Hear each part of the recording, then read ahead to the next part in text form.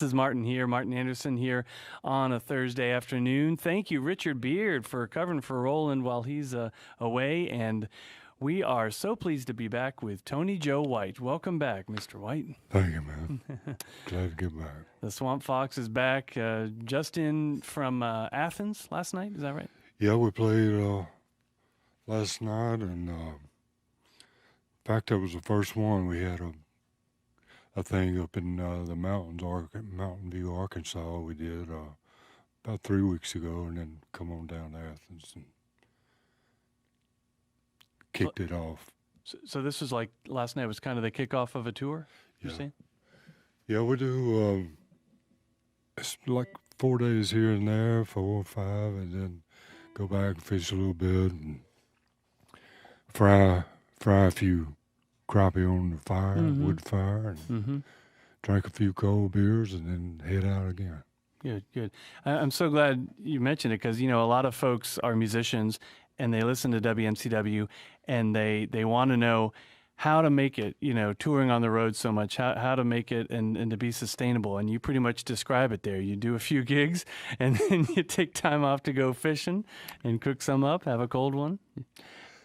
Yeah, and the thing is the writing, through the years was always right up there in front for me. And if I stay out very long doing live stuff, over 3 to 4 weeks, 4 weeks would be tops. And that's like places like Australia or Europe where the flights a long ways. Anyway, you get where you don't write and you don't have time to. But when I get back home and I do what I just told you with a little fire and fish a little bit, all of a sudden an idea or a guitar lick will come into my head or a place that I had seen on the tour, stuff like that.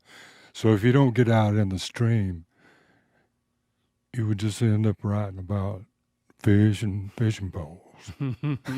So you got to get on out. Which only goes so far. I mean, there's some good songs about that. Just so far till you're having fun, enjoying the people, and they're dancing and booging to your stuff. And, don't get no better than that. And then you back off after a little while.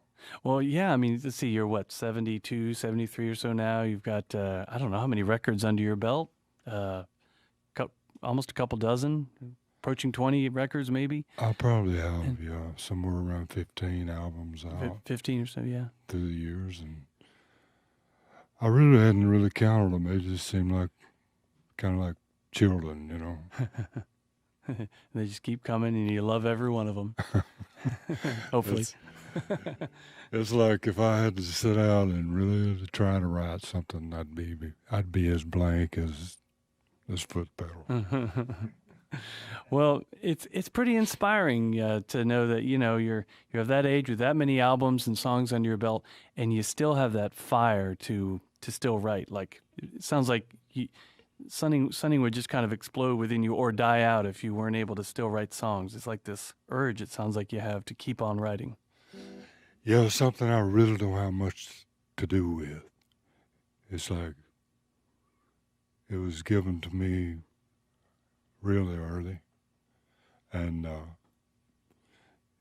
one comes by or a guitar lick comes by or a title comes by, I sit down and work with it and out by the fire and hang right and know that it came from a higher spot, came to me. And so if it never did come, well, I would probably be the best fisherman I know of. Or maybe still picking cotton. No. No. That is off the table, huh? Yeah. Those days are done. Growing up a child of 7 kids, I think. Yeah. Growing up. I was the youngest, and my brother was the oldest, and 5 girls in the middle.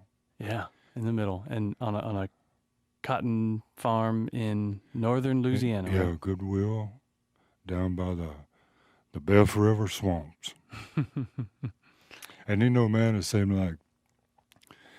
like we had everything back there. It's like didn't even have an electric fan, no shotgun house, but everybody, we had a garden, we had a river, could go jump in and cool off in the evening and stuff like that. And all of us look back on them times, my sisters and brother and everybody, that maybe they was the best.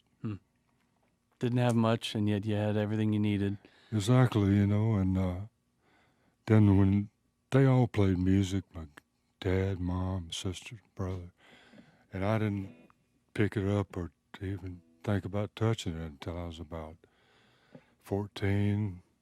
And mostly I heard them playing gospel and country type. And then my brother brought home an album by Lightning Hopkins, and I heard that and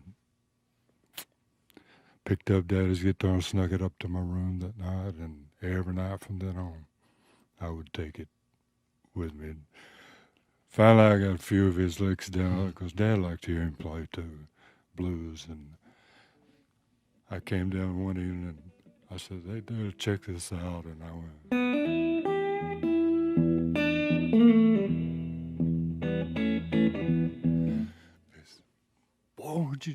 "Where'd you get that?" Yeah. Eyes got all wide. I know, man. Anyway, he could play. Dad played like Chet Atkins, thumb picked, and Yeah.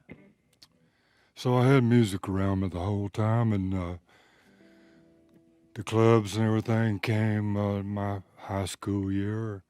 Me and the drummer went out, played a lot of clubs, a lot of school dances, and then move on up to bigger town, Monroe, Shreveport, then finally down to Texas. And down there, I was doing a lot of Elvis and Lightning Hopkins and John Lee Hooker songs on stage. And then one evening I was sitting around the house and I said, I'm just kind of gotten tired of doing all these other tunes. I had something that needed to come out. And I was very lucky because I said, well, I'm going to try to write about something I know about. And I knew about poke salad. My mother, she was part Cherokee Indian and said it had a lot of vitamins in it. She cooked it a lot for us. And I knew about rainy nights in Georgia because when I left high school before Texas, I drove a dump truck for Marietta, Georgia, down there living with my sister for a while. So those things started coming back to me when I was in Texas and thinking about trying to write. So I just started writing about real stuff and real people, like swamp people and Old Man Willis and Willie and Laura Mae Jones and all them folks. Yeah. And the beginning of a great many-decade catalog was born of the music of Tony Joe White. You teased us with a few licks there of some Lightning Hopkins that you learned back in the day. To me, they sound like Tony Joe White licks. And maybe you can give us a song. You got your longtime drummer buddy here, Fleetwood, joining us here in Studio B. It's Tony Joe White on WNCW. Yeah, this reached back to the Hoodoo album, and so who you gonna hoodoo now?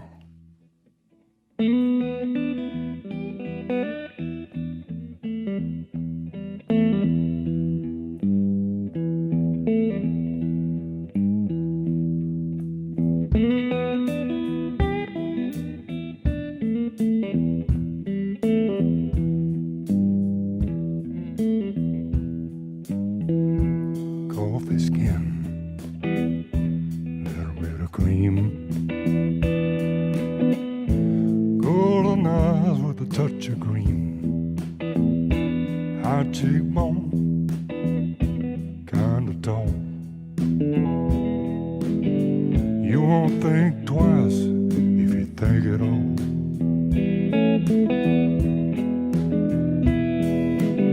She's like a panther on the prowl.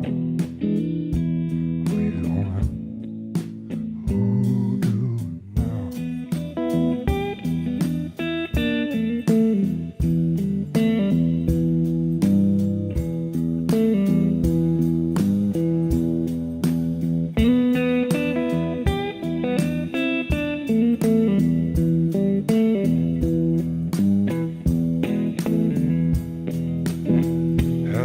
was a dance down in Covington. I knew she had a sweet tooth, so I bought her some. Like stay out late, dance all night long. She would only make love at the break of dawn. Took me up so high I can't look down. Who you gonna hold down?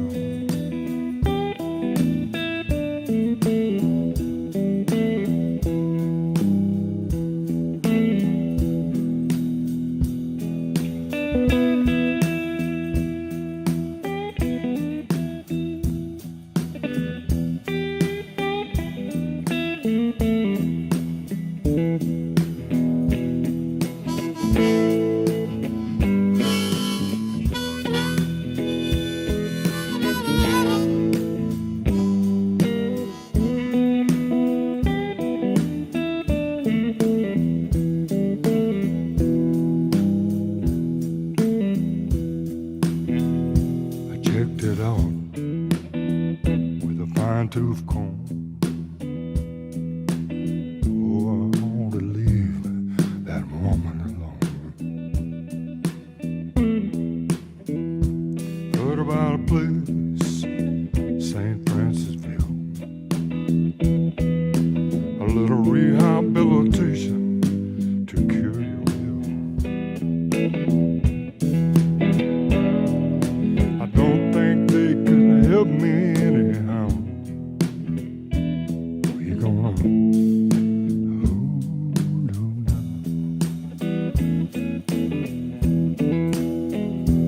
We gonna hold on down.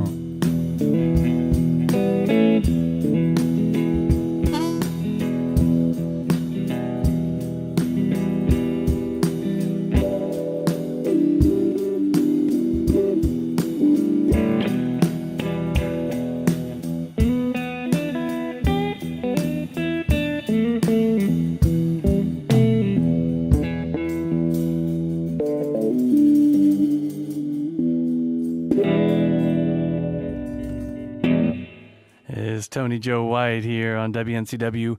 Who Doing in Studio B, live for us on a Thursday afternoon, playing tonight in Charlotte at the Double Door Inn, and then tomorrow night going to the Grey Eagle in Asheville, and giving us a little taste of the Whomper Stomper, right? The wah-wah pedal. Is that what you got with you today? Yeah, I just eased it in a while ago, kind of snuck it in, and never know when you may need a little whomper. That's one of the best quotes we've had here all year. You never know. I'm going to need a little whomper.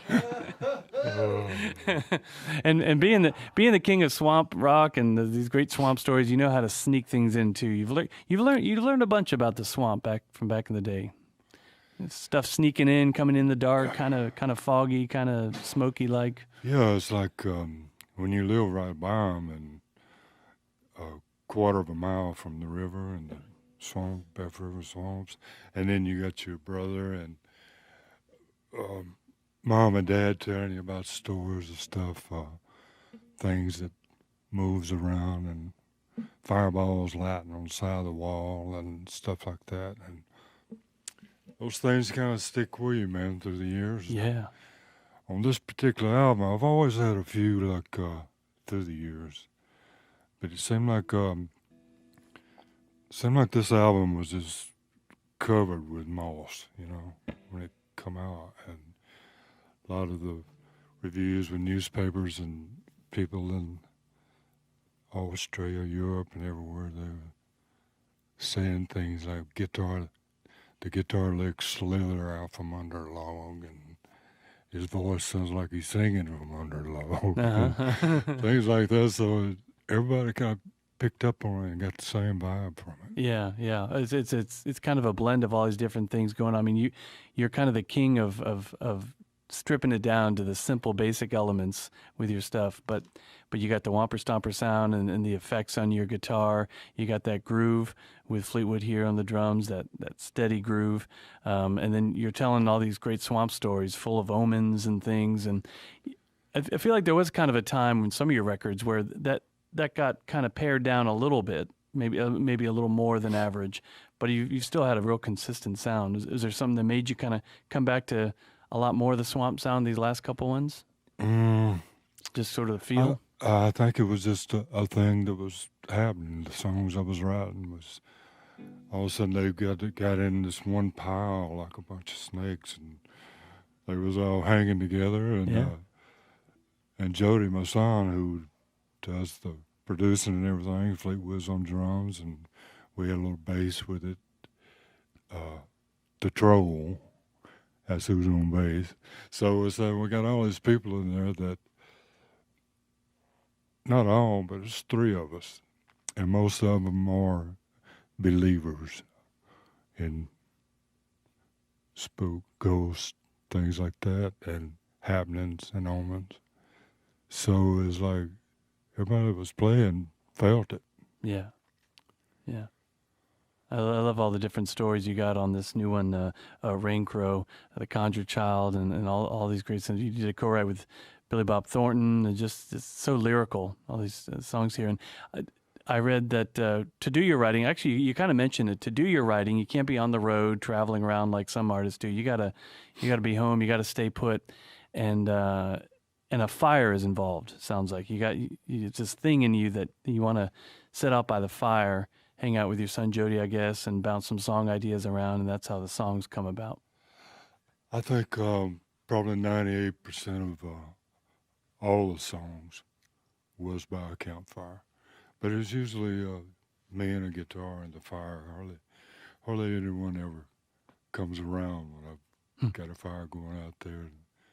This one dude, and he was writing something from London, and he said the songs made him feel like he would like to hang out with me and sit by the fire and hear the guitar, and songs had such a good feel, and then at the bottom of that it said, and then again maybe I shouldn't be around him at all.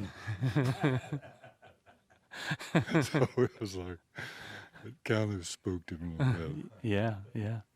We don't mean to spook people. You're just, it's saying like, what you see, right? Yeah, it's like the song "Tell Me a Swamp Story" on the end. When I was a little boy, like 7 or 8, I'm telling my brother or my dad or one of the older girls to tell me a swamp story, something to help me sleep, help me get sleepy, And usually those stories were spooky. So I think that's the whole thing about all of it is tell me a swamp story. Right on. Well, tell us another one in the song. Tony Joe White.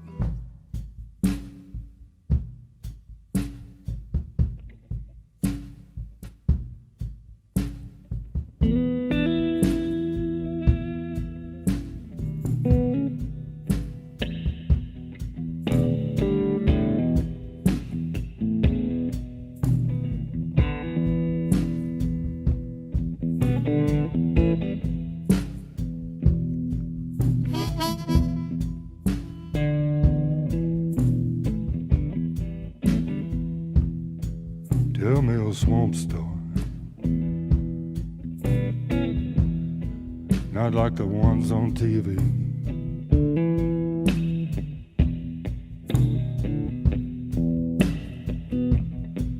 I want something that makes me shiver.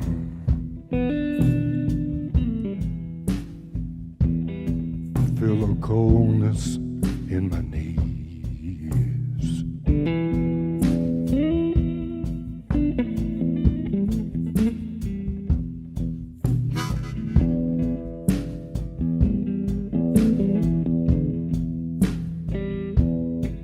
I want to hear about the old sawmill where the woman went crazy.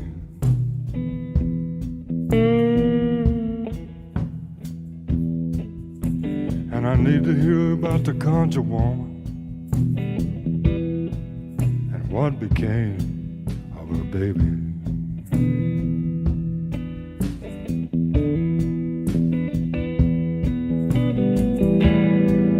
Tell me,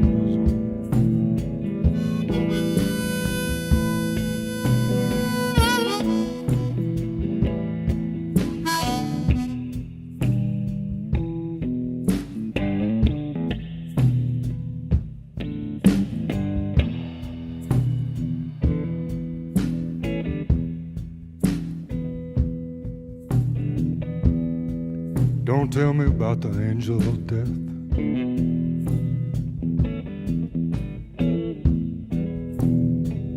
Can't get my breath. He came walking down a dirt road. Just can't get my breath.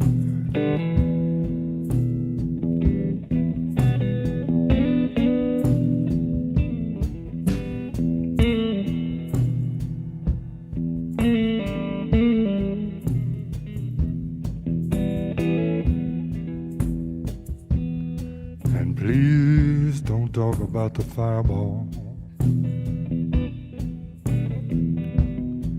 It circles around the room.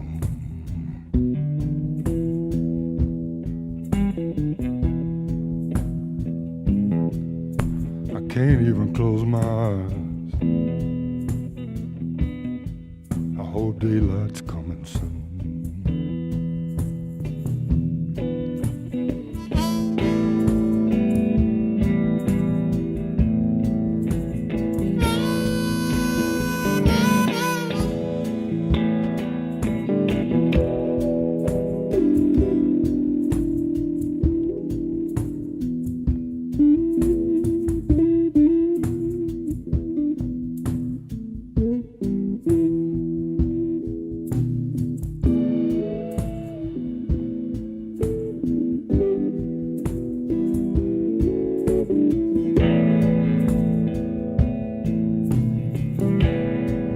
Just a little old swamp story.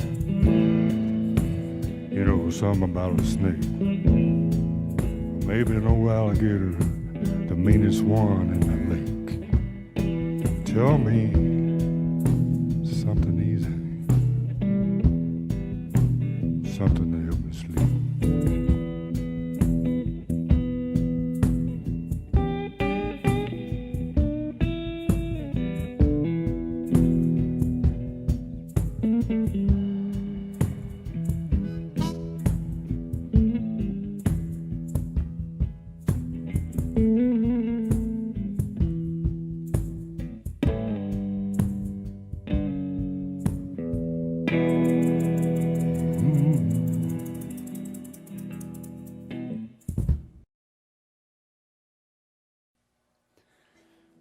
Tell Me a Swamp Story. The song that wraps up the new one from Tony Joe White. The album's called Rain Crow. It's out on Yep Rock Records, and yeah, that one covers a whole bunch of symbols and stories and such. The fireballs, the alligators. Alligators been in the news lately. Yeah, And, they have getting a bad rep. They in a are, lot of exactly. spots. Yeah, they've been ruthless down there, all because of one tragedy. When you bunch anything up like that and around people and too many of them, yeah, they'd go like a crocodile on you. Yeah. But that song is, I don't know if any song seems more autobiographical for you than others, but that one really just kind of embodies what you love to do, I'd say. It tells us good stories. I know, and it's funny. It's a funny thing about, because I was, like I said, I think I was around 7 or 8 when I asked somebody to come by my bed and tell me something to put me to sleep. It's funny how little kids love to scare themselves, you know. And time after time, I would hear sometimes the same story, and I would know what was coming, and yet I would be under the covers of my head before the thing got over with. Bad. Yeah. Knowing something is scary is about to come is Yeah. at least half of what makes something scary. No, The anticipation. which is a good trick to learn with writing a story or a song. It's funny you talk about like bedtime stories of a scary story. Someone wrote that these songs of yours on Rain Crow. I mean, I think your songwriting is better than ever, and the songs on Rain Crow make your Polk Salad Annie sound like a nursery rhyme in comparison. Oh, yeah, I read that. They sent me that. Huh? I read that. You They did? sent it to me, and I said, "Man, that's pretty cool." Old Poke being a nursery rhyme. After all, she did have to deal with the gators, Yeah. chomp. Yep. Chomp. Yep. Man, I'm picturing a Tony Joe White album of nursery rhymes or bedtime songs. That'd be fun. I never do know where the things are fixing to go along. Uh, I've got a good many songs stored up right now, probably 2, 3 albums, and they're not all about spooky things. Some's kind of love ballads, some's funky dance type thing, and I just never question.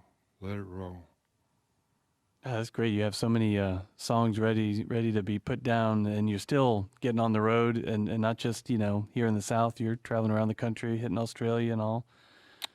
That's great. Yeah, Prolific. the thing about writing a song or recording one is that you like.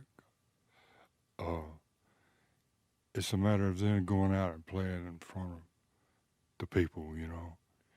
And when it happens that it hits them right, and it's hitting you right on the same night, that's where the fire's at. So you might try a new song a time or two on stage, Yeah. and you'll feel like maybe it's not doing that, so you'll retire it. I hardly ever retire one day. They got their own ways of coming back. Yeah. So, like I said, they're like little kids, but Yeah. usually the people that come to see me play, and we play something they're pulling for me. Yeah. And they usually like the swampy blues stuff. Mm-hmm. What do you want to do next?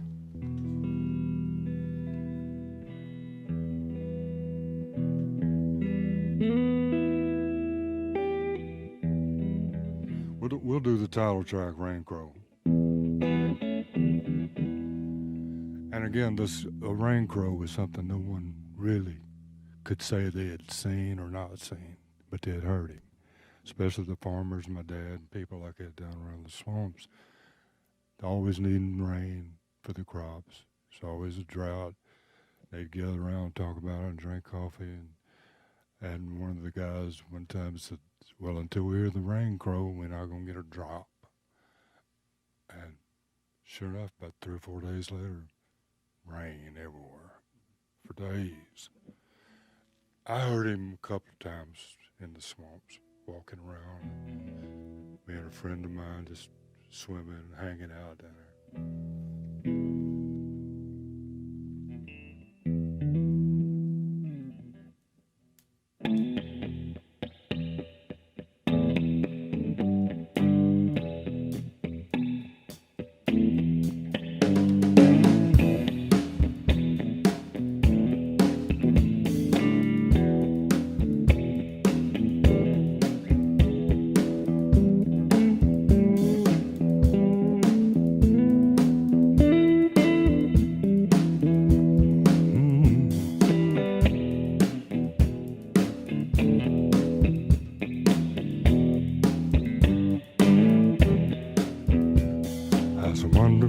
Your shadow keeps crossing the path. Don't look nothing like you, but I'm afraid to ask.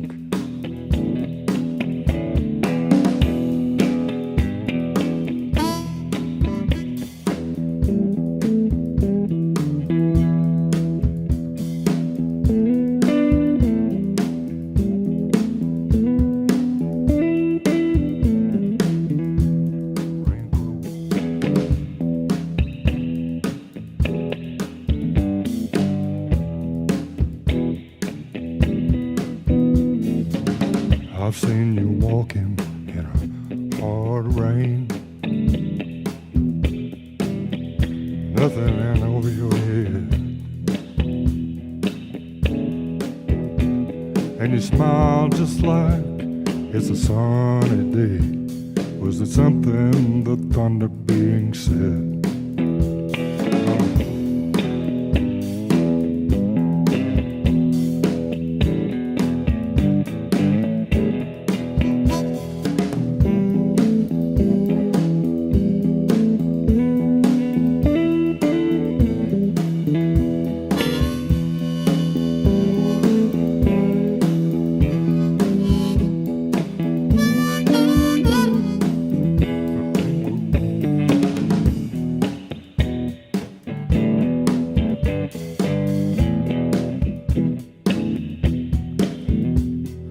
Rain Crow was calling. He was always by your side.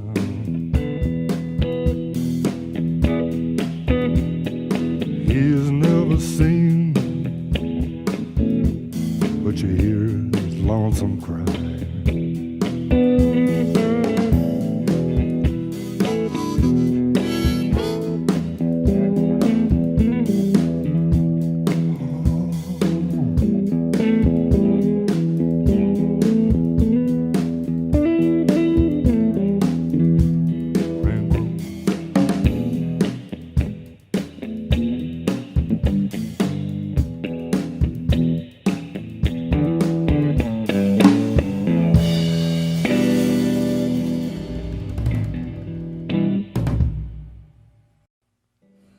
Yeah, that's the Rain Crow here on WNCW. It's a title track to Tony Joe White's new album. There's a guitar lick you do on that tune. Reminds me a lot of that Closing In on the Fire that you did with Lucinda Williams back a few years ago on that album Heroines. All those great collaborations. It reminds me of that, which we love. Yeah, some of those is pretty close to that. There's just something about it. It's just like, oh, yeah. And collaborations, you've worked with so many folks over the years. There's that album Heroines, a great one. And then just various things here and there with the late J.J. Cale, right? Eric Clapton, Tina Turner, all these folks you worked with. Some of them aren't playing around as much anymore. Some of them, like Cale, have moved on. Any ones on your bucket list that you're still hoping to connect with, make some music with? You know, all those people were my heroes, you know, and heroines, the girls too. Is like, so not only doing one of my songs, but me getting to go in the studio with them and play guitar and harmonica at the same time was, you know, don't get no better than that. So I covered most of the whole patch. And there was one person I think left on the earth that he hadn't recorded with yet. And about 2 months ago, we put down a song.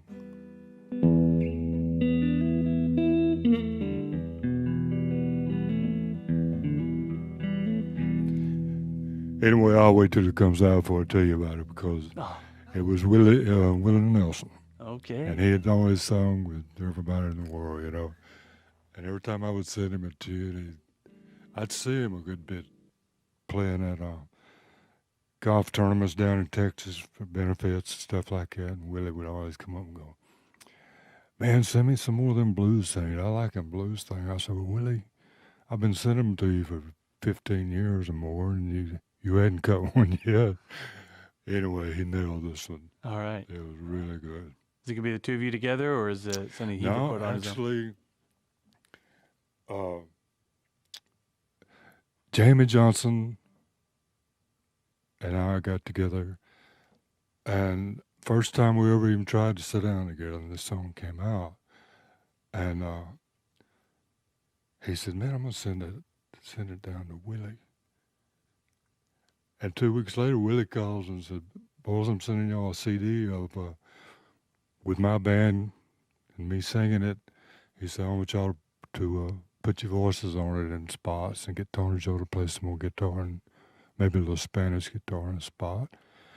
And so it was Jamie, Willie, me, and then Leon Russell was the other one. So by the time we got through, he had four of us going. Yeah, So it's gonna be a real cool tune. It's that's good. nice. Good. I would imagine Willie Nelson did a pretty good job with the Tony Joe White tune. Oh, he did, man. It was, Yeah. you know how Willie sings and plays all the time and just goes off free with it every which way he wants to, which is what makes him good. Yeah. And he did it on listening, but Guy's voice, he sounded like he was 25 years old, man. The song really hit him. Yeah. It's funny. I mean, who doesn't love Willie, right?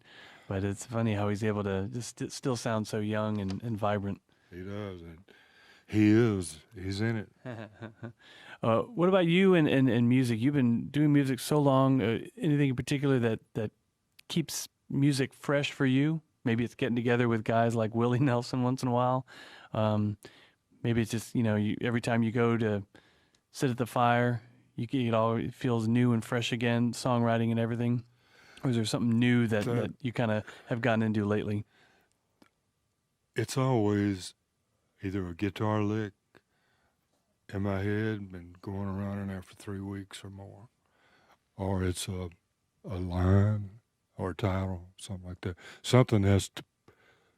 I don't just go out and build a fire and sit there and try to come up with something. Something is already in there and it's ready to go and be let out. So, and like you said, the fire is so important for me to have that. But that is the excitement right there of having something you want to just sing out into the dark. Yeah. With a little fire going. Yeah. It's exciting. Yeah. You use the darkness as an ally, as a critical ingredient. You've got a book out, speaking of ingredients, Rattlesnakes and Cookies, you and your wife, Leanne. You live together on outside of Nashville, I think. The book is all from down in Corpus Christi, Texas, Okay. and Kingsville. All right. Her home country back in there. And she did the whole thing. I wrote a couple of lines down about how to cook crappie fish, or how to catch them or stuff like that. But no, she did the whole thing. And the old camera she was using it looks like Polaroid, but it's not. It's just that soft color, and the stories in it are all real, and the few recipes that are in it are all good. So swamp stories from you and her maybe, and a bunch of her cool old style photographs and some recipes. That's it. And basically it sounds like the theme is how music and food kind of foster community. It does. It's they join. They're together. Yeah. That's probably why New Orleans is so famous There for you food. go. There you go. Yep. So Food, much music. Yeah. Rattlesnakes and Cookies is the book. Good rattlesnake recipes in there or no? I really don't have any recipes for them, and Lynn don't either. But there is a picture of her holding about a 5.5-foot diamondback. Oh yeah. When I lived up on High Point Ridge, outside of Franklin, there had a lot of rattlesnakes on that ridge, and this old mama cat had a litter of kittens in my boat, which I kept parked under the awning there. And Leanne come out there to feed that mama, and that big old rattler was trying to crawl up in there and get those kittens. And she had a single shot Derringer, like Texas women, they always they got them in Derringer. And when I finally came home, I had been in Nashville that day doing something at the studio, and I came home. She had that old rattler shot so many places, man. She hit him about 8 times, reloaded, and saved all of her kittens. And anyway, it's a great picture. I took it of her holding that thing up, and she's 6 foot tall. I'm 6'2", and it was nearly touching the ground, the head. So she hit him in the right spots. Way to go, Leanne. And it's not the rattler that you got on your for your guitar strap now. No, this is Raymond here. Yeah. Tell folks again about Raymond. You brought him here last time. Well, Raymond's a real diamondback too, and these boys found the skin and put it all together for me about 18, 20 years ago in Nashville. And he still had real teeth when they give him to me. So I carried him around for years and with them 2 white teeth. And in Australia, the customs opened my guitar case, and the guy kind of reared back because, Australia, they're always on snakes, man. They're everywhere. And he just picked it up and slung it like that. And it hit the floor and knocked Raymond's teeth out. Raymond. And so I did the tour, and I came back, and at that time I had a little place up in Taos, New Mexico, and I had an Indian friend up there who was a jeweler, made jewelry. And I went in there, I said, "You got anything you could help me with my strap?" And Raymond's face, and he said, "I got a little piece of gold out back. Let me see what I can do." So he shaped them his teeth, and it's even better now because these teeth are 1/2 inch long, solid gold. And he's the only rattler on earth with gold teeth. Yep. Darn right he is. Yep. And the only one that knows maybe all of Tony Joe White's great swamp stories, or at least most of them. Tony Joe White here on WNCW, Spindale, WSIF Wilkesboro. We love you.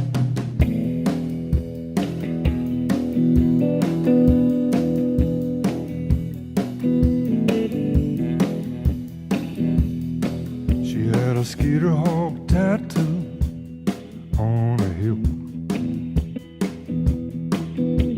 a taste of muscadine on her lip. All the men gather round, but they understand she's a hoochie woman, I'm a smoochy man.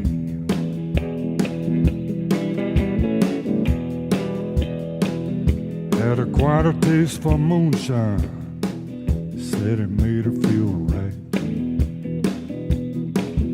And baby, when I'm in this kind of mood, I can dance all night. Then she pulled me into a wild one. I was moving like a man in a trance. Who'd you want?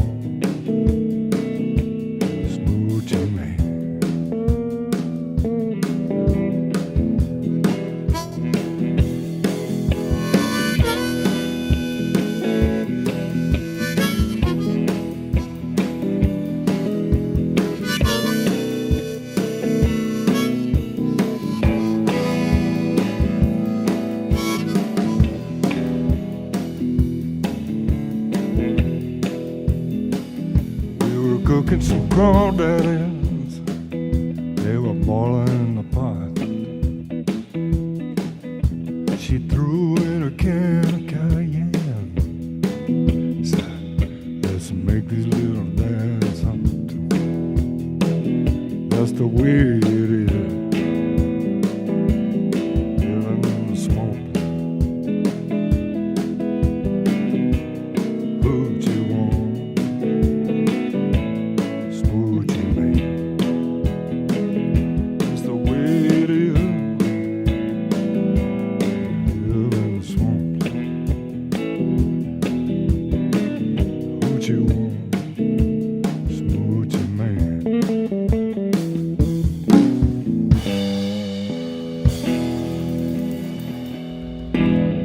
Tony Joe White wrapping up a session here on WNCW. Tony Joe White, as someone recently wrote, he's not getting older, he's getting deeper.